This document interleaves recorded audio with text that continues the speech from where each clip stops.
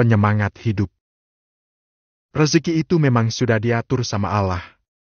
Tapi bukan berarti harus diam dan menunggu rezeki datang dari langit tanpa mengusahakan. Itulah kenapa Allah menyuruh manusia untuk bekerja. Karena itulah jalan masuknya rezeki untuk manusia. Itulah kenapa Aras berusaha keras untuk bekerja. Apapun dia lakukan untuk menafkahi keluarganya. Usaha Basreng mengalami penurunan setelah beberapa hari libur. Dan sampai sekarang belum mengalami kenaikan yang signifikan. Aras mencoba cara lain tapi tidak meninggalkan usaha pertamanya. Dia tetap tekun mengembangkan usaha basrengnya dengan terus melakukan promosi setiap hari. Dan juga melebarkan sayap ke makanan lain yang sekiranya bisa lebih laris dari basreng pedas yang kemarin. Ini percobaan kelima, Kak. Aku udah coba dengan perbandingan 1:5. Jadi kerasa banget daging ayamnya. Ini aku gak pakai daging sapi, Kak, sesuai keinginan Kakak. Naura menyerahkan bakso mekar yang disajikan di atas piring. Begitulah Aras dan Naura. Mereka selalu bekerja sama. Aras yang punya ide, Naura yang mempraktekannya. Kayaknya. Udah bisa mekar ya? Istriku memang hebat. Serba bisa. Aras mencomot satu lalu merasakannya. Gimana, Kak? Enak gah? Naura menunggu komentar Aras. Karena Aras memang lebih teliti dalam rasa. Perfect. Gurihnya pas, kenyalnya pas. Enak, Ra. Kayaknya lebih enak daging ayam saja. Lebih murah harga pokoknya. Dan bisa dijual lebih murah juga. Dijual di depan sekolahan laku gak ya? Insya Allah laku, Kak. Asal gak mahal-mahal aja. Ya, Ra, menyesuaikan kantong anak-anak sekolah. Udah dicatatkan resepnya? Udah, Kak. Jadi setiap hari kita pakai takaran ini. Biar rasanya gak berubah. Oke. Besok setelah packing orderan aku mau nyari ngambil gerobak. Tadi nyari di marketplace. Ketemu nih. Gerobak second. Tapi masih lumayan bagus. Nanti tinggal dicat aja. Gerobak motor, Kak? Iya. Biar bisa pindah-pindah. Saat ini jualan di sekolah atau kantor memang lebih menjanjikan. Setidaknya gak mungkin gak laku. Sedangkan kalau tetap jualan online, belum tentu ada yang beli. Sedangkan kebutuhan kita setiap hari harus dipenuhi. Kalau bisa dua-duanya jalan. Tapi nanti dilihat dulu mana yang lebih menguntungkan dan untuk jangka panjang. Keesokan harinya. Tidak menunggu waktu lama, Aras langsung berjualan usai mendapat gerobak motor.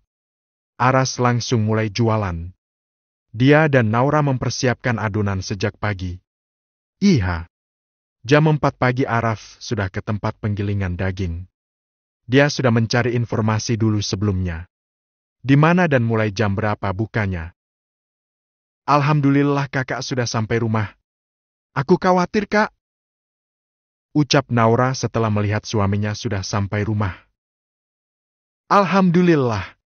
Ramara ternyata. Besok berarti harus lebih pagi lagi, Ra. Jam 3 aja ya.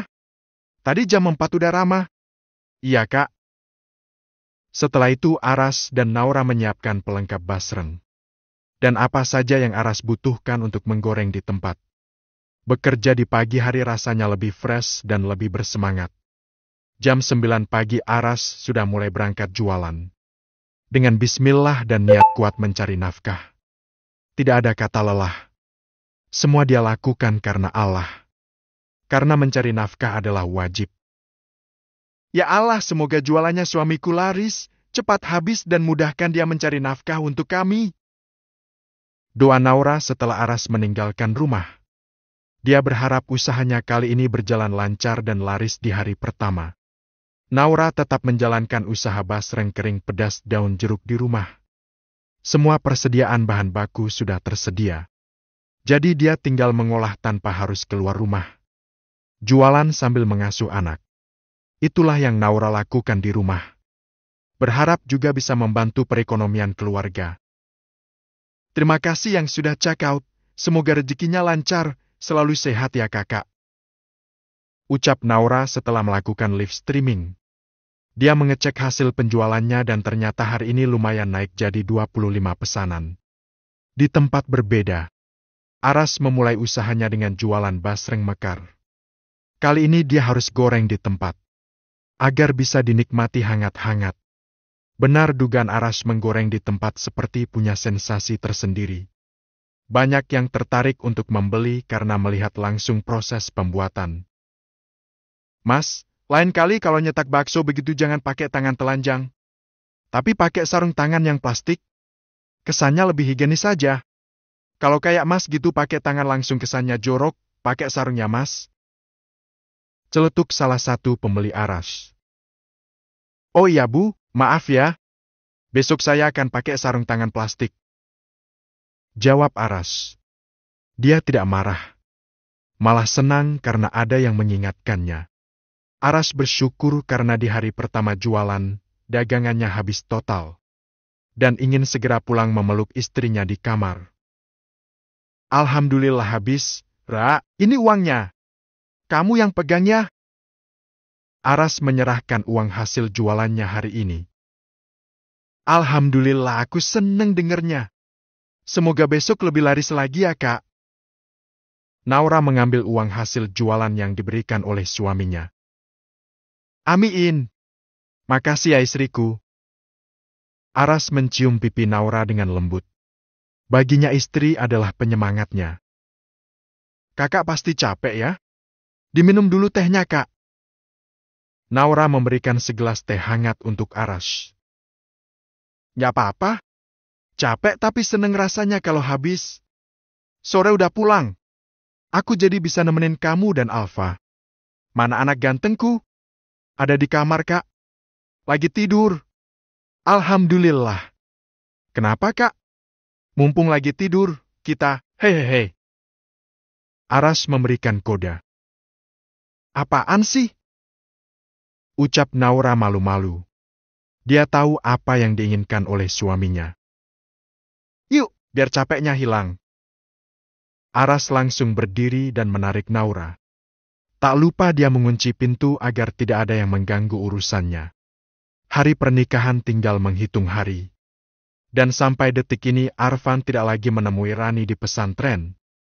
Hanya Indra atau Novia yang datang mengajak diskusi Rani tentang pernikahan.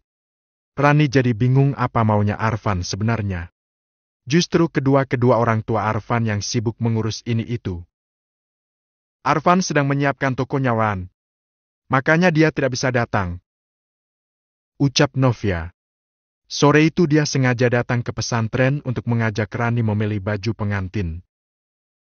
Toko apa, Bu? Lo dia tidak bilang sama kamu? Dia kan sedang menyiapkan pembukaan toko materialnya. Usaha barunya. Doakan ya semoga lancar. Karena nanti kalian berdua yang mengelolanya. Oh begitu ya, Bu? Iya, Bu, saya doakan. Rani tak tahu sama sekali tentang Arfan. Bahkan mengirim pesan sekedar menanyakan kabar pun tidak pernah Arfan lakukan. Ya sudah yuk berangkat. Nanti kemalaman. Novia menggandeng Rani masuk ke dalam mobil. Di dalam ada Indra yang sedang duduk di belakang kemudi. Ma, Arfan nanti suruh datang. Dia kan harus mencoba bajunya. Ucap Indra mengingatkan. Udah Pak, tapi belum ada balasan. Mungkin dia langsung meluncur ke butik. Mama tadi udah kasih tahu kok tempatnya di mana. Oh ya sudah kalau begitu.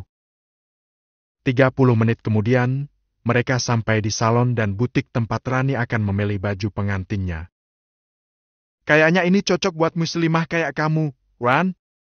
Bagus. Simpel dan elegan. Ucap Novia sambil menunjuk salah satu kebaya putih yang nantinya akan dipakai Rani saat akad nikah. Iya Bu, saya ikut saja. Dicoba dulu ya, biar bisa disesuaikan dengan bentuk tubuhmu. Baik Bu. Rani menurut. Dia mencoba baju yang dipilih Kam oleh calon ibu mertuanya. Dan sangat pas dengan tubuhnya. Masalah cantik banget. Bagus Ran. Alhamdulillah Bu. Ucap Rani. Dia sesekali melihat keluar. Berharap Arfan datang melihatnya. Tapi sampai akhirnya dia melepas baju itu, Arfan tidak juga datang. Arfan gimana sih? Jadi dateng gak sih ini Ana? Gerutu Novia sambil berusaha menelpon Arfan. Nyambung gak, Ma? Tanya Indra. Enggak. Lah terus ngapain Mama telepon terus? Udah tahu gak aktif? Ya kali aja tiba-tiba aktif, Pak. Terus gimana ini, Pak? Arfan kan harus mencoba pakaiannya. Tapi dia malah gak dateng. Novia masih berusaha menghubungi Arfan. Tapi masih saja tidak aktif nomornya. Rani hanya diam. Dalam hati sebenarnya dia kecewa dengan sikap Arfan. Laki-laki itu sepertinya tidak peduli dengan pernikahan ini. Arfan yang membingungkan. Hari demi hari dilalui Aras dengan kesibukan barunya sebagai penjual basrang dan bakso mekar. 1 minggu berjalan, usahanya sudah mulai mengalami kenaikan. Awalnya hanya membuat 2 kilo, kini sudah bisa membuat sampai 5 kilo sehari. Dan selalu habis sebelum asyar. Habis, Kak? Tanya Naura setiap kali suaminya pulang. Alhamdulillah. Ini aku belikan siomay buat kamu. Aras memberikan bungkusan plastik yang berisi siomay pada Naura. Makasih, Kak. Walau sederhana, hanya sebungkus siomay. Tapi Naura sangat senang mendapat oleh-oleh dari suaminya sepulang jualan. Naura langsung mengambil perlengkapan jualan untuk dicuci. Dan setelah itu mereka bersantai sambil berceria tentang hari ini. Akhirnya bisa duduk juga. Sejak buka sampai tutup berdiri terus, Bun. Aras menyelonjorkan kakinya. Dia tampak lelah. Dia memijit sendiri kakinya karena tahu Naura sedang repot menggendong anak laki-lakinya. Aku pijitin ya. Gak usah, Bun. Kamu gendong Alfa aja. Aku bisa pijet sendiri kok. Aku minta tolong ambilin balsem pegal aja deh, Bun. Iya ya. Sebentar ya. Naura lalu mengambilkan balsem pengurang pegal untuk Aras di kamar. Oh ya, Bun. Aku punya rencana kalau memang usaha ini laku terus dan ramai seperti ini. Aku mau sewa tempat. Ada tuh di dekat sekolahan yang dikontrakin. Tadi aku tanya bisa bulanan bayarnya. Harus cepat. Karena pasti banyak peminatnya, Bun. Berapa sewa tempatnya? Ya? 500 sebulan. Cuma depan teras rumah orang kok. Kebetulan sering beli bakso mekar kita. Dia malah yang nawarin. Kalau mau menetap aja di depan rumahnya. Tapi ya bayar. Tapi segitu murah kali, Bun. Ya. Terserah ayah aja. Kan ayah lebih tahu mana yang terbaik. Kalau ayah yakin, ambil saja. Aku cuma bisa support aja. Makasih, Bun. Oh ya, besok kan hari Jumat. Rencana mau bikin apa untuk Jumat berkah? Mau bikin nasi ayam kecap ya? Alhamdulillah minggu ini rejeki kita banyak. Jadi kita bikin yang spesial ya? Nah itu baru benar. Aku senang kita selalu sefrekuensi dalam hal apapun. Semoga selalu seperti ini ya. Amin. Bunda Naura sayang. Assalamualaikum. Seseorang mengucap salam dari depan pagar rumah kontrakan Aras dan Naura. Waalaikumsalam. Siapa sih? Naura langsung ke depan untuk melihat siapa yang datang. Naura? Maaf aku kesini. Ya Allah, Teh Rani. Naura segera membuka pintu untuk Rani. Masuk, Teh. Ayo masuk. Naura mengajak Rani masuk ke dalam. Makasih, Ra. Maaf aku ganggu kerjaan kamu ya. Gak kok. Udah selesai. Kak Aras sudah pulang. Kita lagi santai saja di rumah. Ada apa, Teh? Ayo silakan duduk. Naura mempersilakan Rani duduk. Gadis itu tampak murung. Entah apa yang sedang dipikirkan. Ra, gimana kalau aku batalin aja pernikahanku dan Kak Arfan? Ini udah kurang 10 hari lagi. Tapi Kak Arfan tidak pernah kelihatan. Tidak pernah hubungi aku. Dan tidak pernah hadir saat diajak berembuk tentang pernikahan kami. Apa dia memang begitu orangnya? Atau gimana sih? Aras mendengarkan perkataan Rani tentang saudara kembarnya. Dan akhirnya dia pun angkat bicara. Arfan memang begitu orangnya, Wan. Gak banyak omong. Tapi masa ia sama sekali gak terlibat dengan pernikahannya? Iya, Kak Aras? Makanya aku bingung. Dia yang ngajak nikah, tapi dia seolah gak peduli. Aku harus gimana? Takutnya dia memang terpaksa nikah sama aku. Nanti aku coba cari Arfan, Wan. Aku ajak ngomong maunya gimana. Sementara kamu sabar dulu aja. Kalau memang dia kelihatan tidak serius, aku akan bilang sama kamu. Begitu juga sebaliknya. Walau dia saudara kembarku, aku akan cerita apa adanya sama kamu. Karena ini menyangkut pernikahan yang akan dijalani seterusnya. Bukan untuk sehari dua hari saja. Ucap Aras. Jadi aku diam dulu, Kak? Aras mengangguk. Ya teh, jangan buru-buru mengambil langkah. Kita harus dengar apa alasan ke Arfan. Jangan-jangan dia juga sibuk mempersiapkan masa depan. Ucap Naura.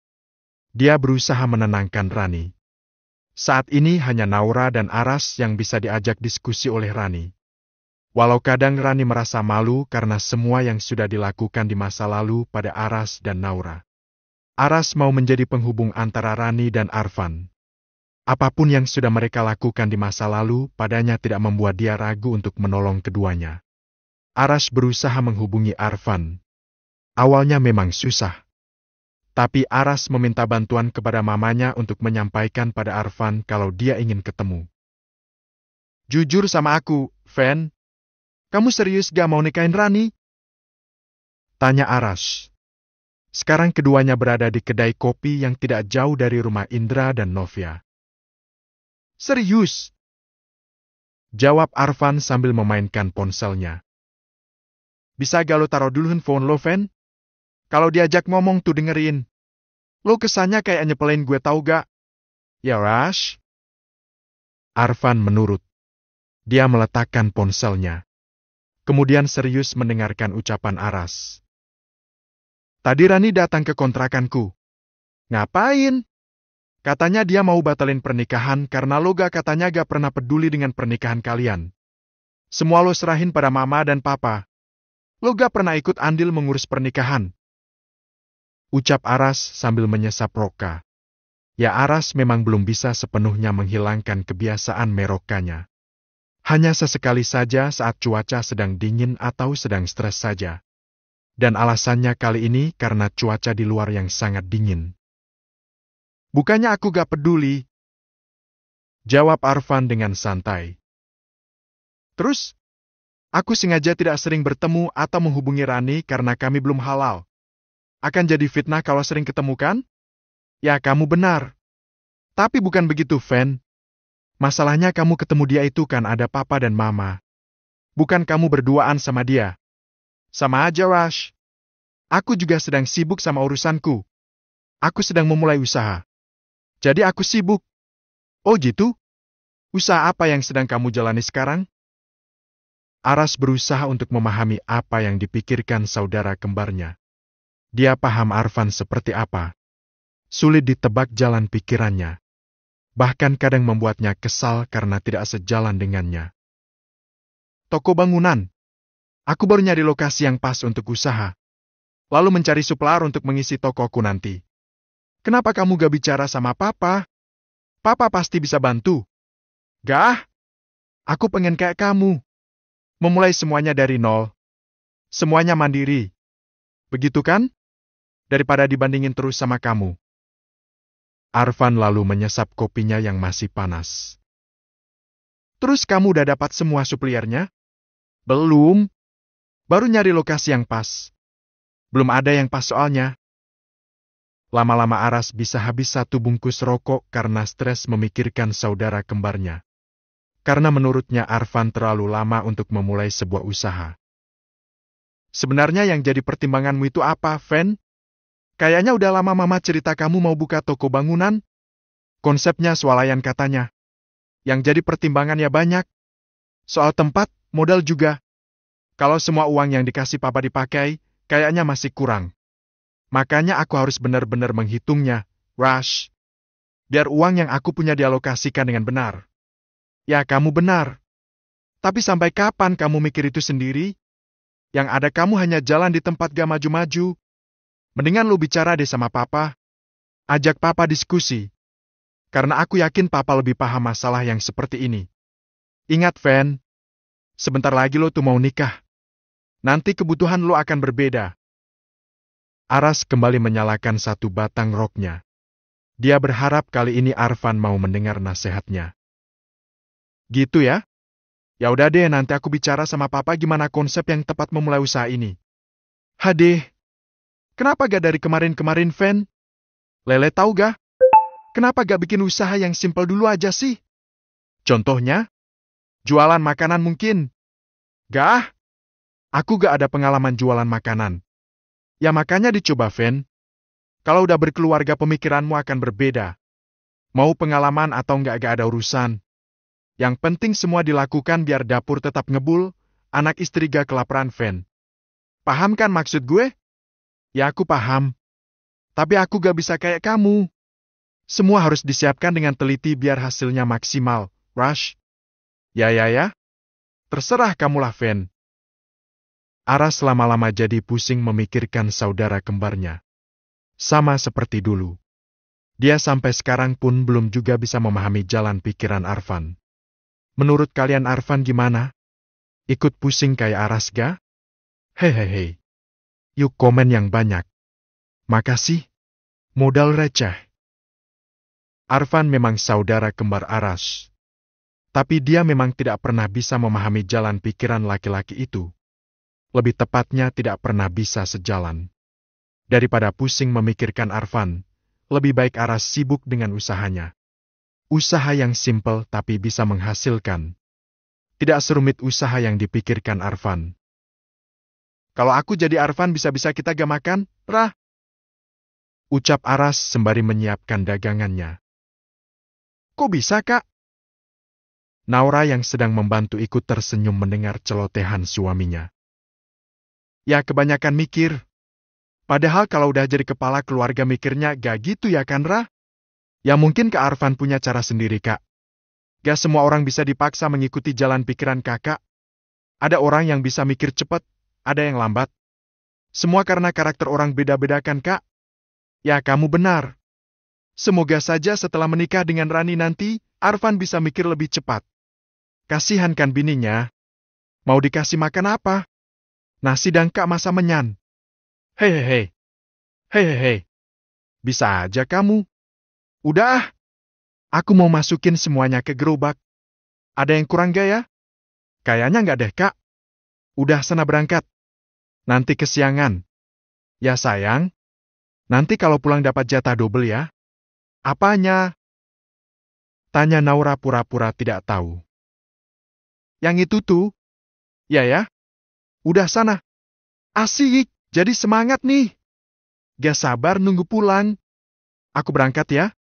Alfa, ayah berangkat ya. Doain jualannya ayah cepat habis ya. Aras mencium Alfa sebelum berangkat.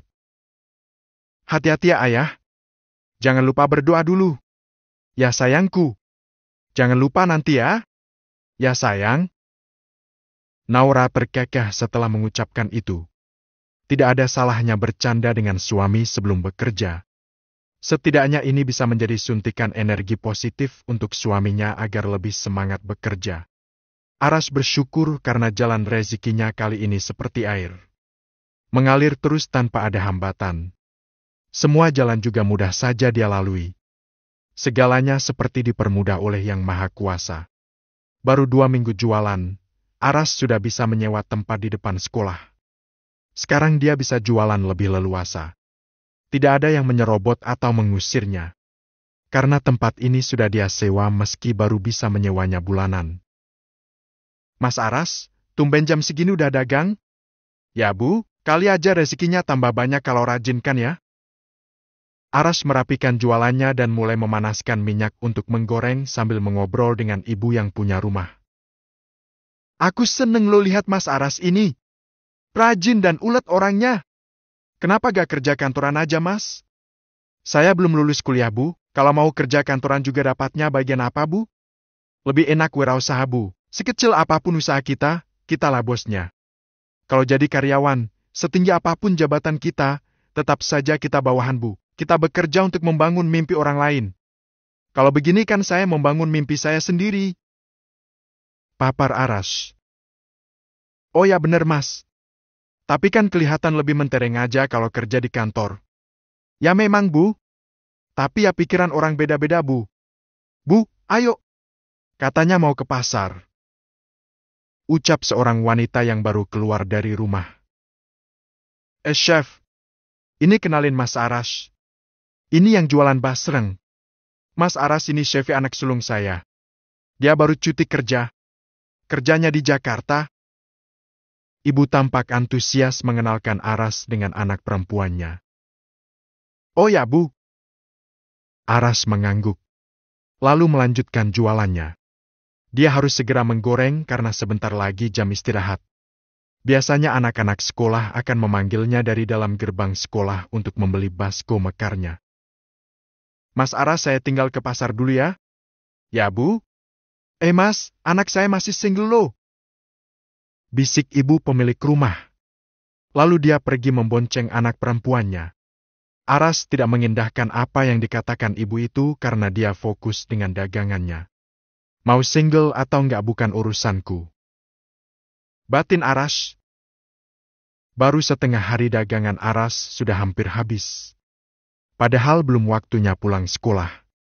Ya karena banyak juga orang lewat yang juga membeli bakso mekarnya. Aras selalu bertanya pada pembeli yang datang dan mencobanya. Aras meminta testimoni bagi mereka yang sudah merasakan bakso mekarnya. Enak mas. Makanya saya selalu beli di sini kalau pulang dari pasar. Anak saya suka soalnya. Alhamdulillah. Makasih ya bu, semoga selalu jadi langganan. Iya mas. Ini uangnya. Aras menerima uang dari pembeli. Dia bersyukur atas rezeki yang Allah berikan padanya. Meski sempat gagal dengan usaha pertamanya, namun kali ini Aras optimis akan bisa sukses. Dia bermimpi punya banyak cabang nantinya. Permisi bang, boleh saya wawancara sebentar? Seorang.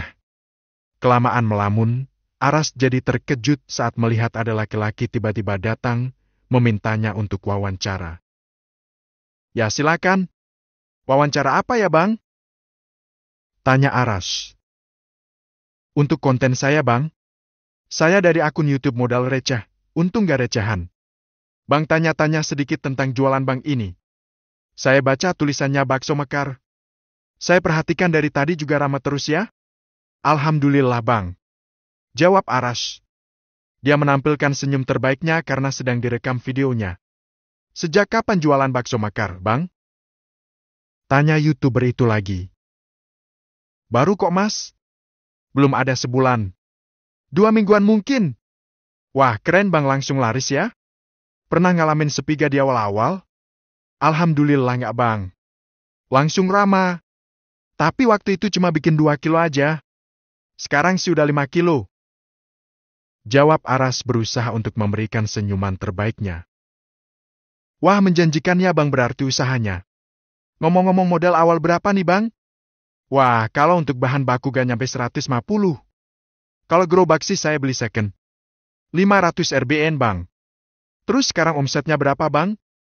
Saya bikin bakso mekar satunya 3.500 bang, kalau 10.000 dapat ketiga.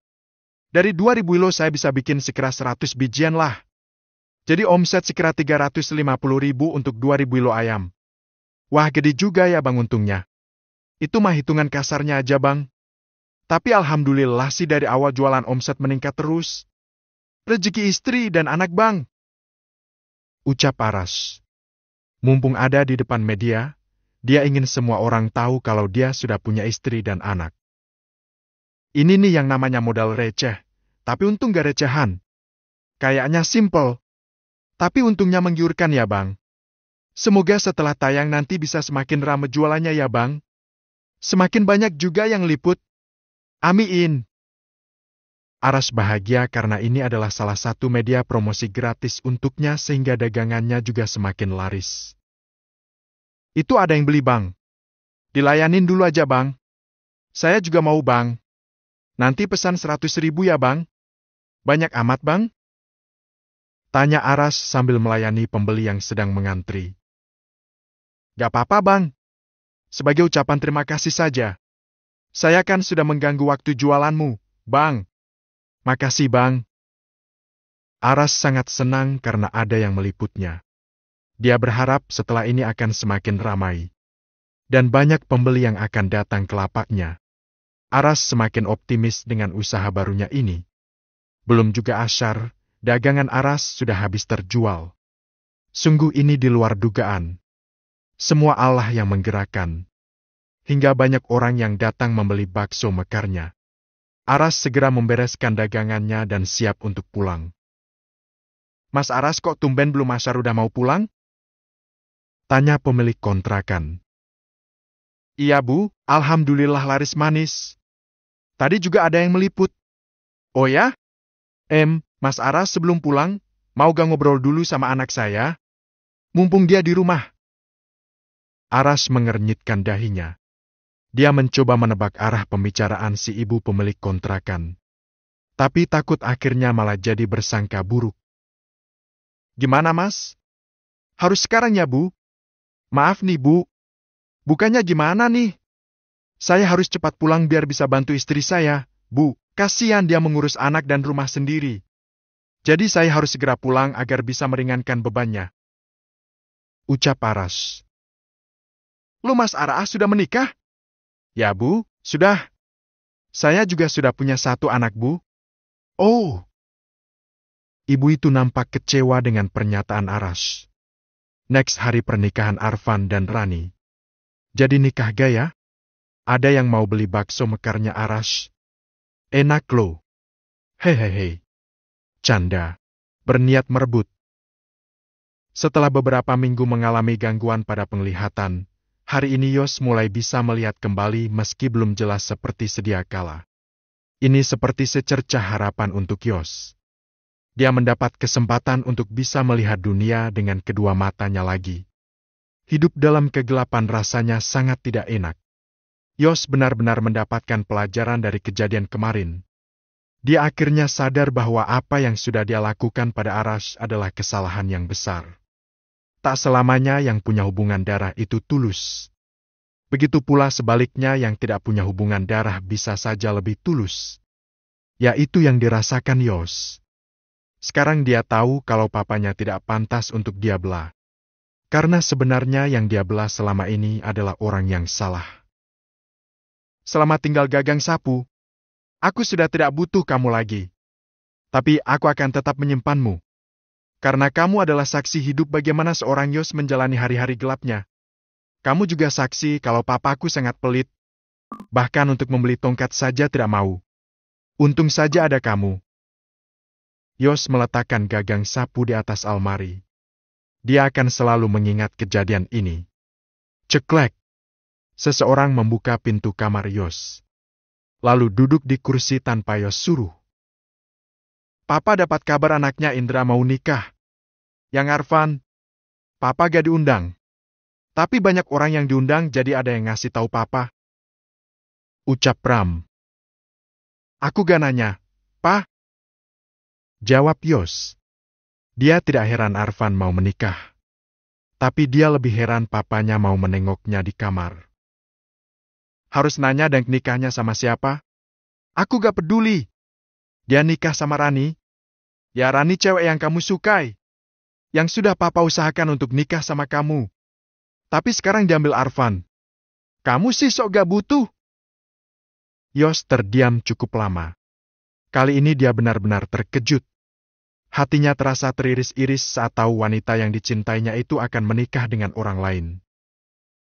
Kenapa kagetkan kamu, Yos? Kalau aja dulu kamu mau ngusahain si Rani, pasti kamu duluan yang dapet. Kita kalah cepat lagi dari keluarganya Indra. Tahu aja mereka kalau si Rani itu barang bagus. Pram tersenyum sinis. Rani bukan barang. Pa, jangan ngatain orang seperti itu. Yos tampak marah ketika papanya merendahkan Rani seperti itu. Dia tidak terima jika Rani dianggap sebagai barang. Si Indra kan udah miskin. Gak punya duit buat bayar pembantu.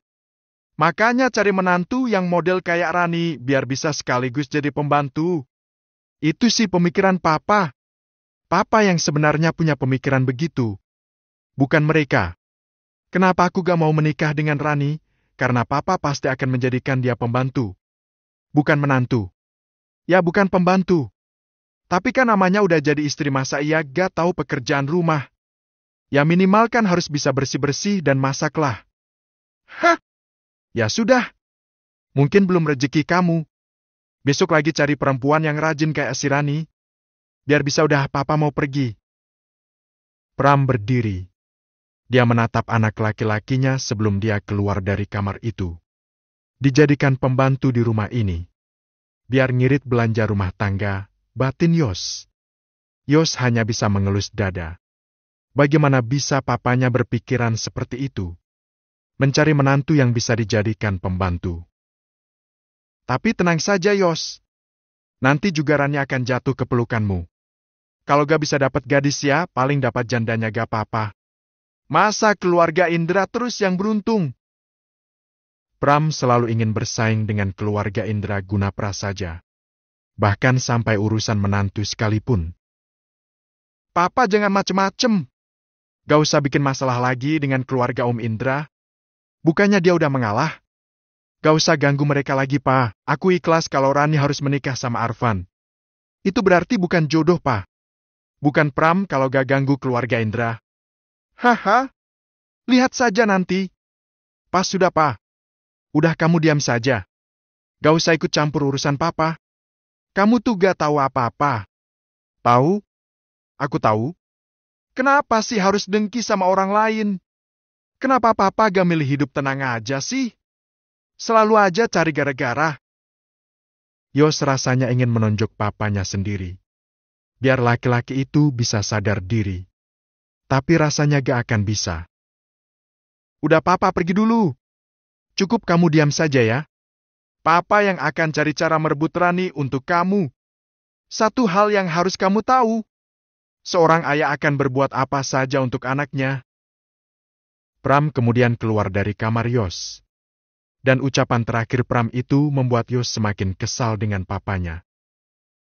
Papa! Teriak Yos. Apa maksud perkataannya? Dia ngigau? Kapan dia melakukan semua untukku? Gimana ini kalau Papa beneran mau merebut Rani untukku? Dia pasti akan membuat kekacauan di keluarga Om Indra lagi. Gumam Yos. Dia panik. Khawatir kalau papanya membuat onar lagi. Membuat rencana lagi untuk mengacaukan pernikahan Arfan dan Rani. Meski sakit, Yos tidak ada niat untuk merebut Rani dari Arfan. Dia memilih pasrah. Kali ini dia hanya bisa berdoa semoga pernikahan Rani dan Arfan bisa berjalan lancar.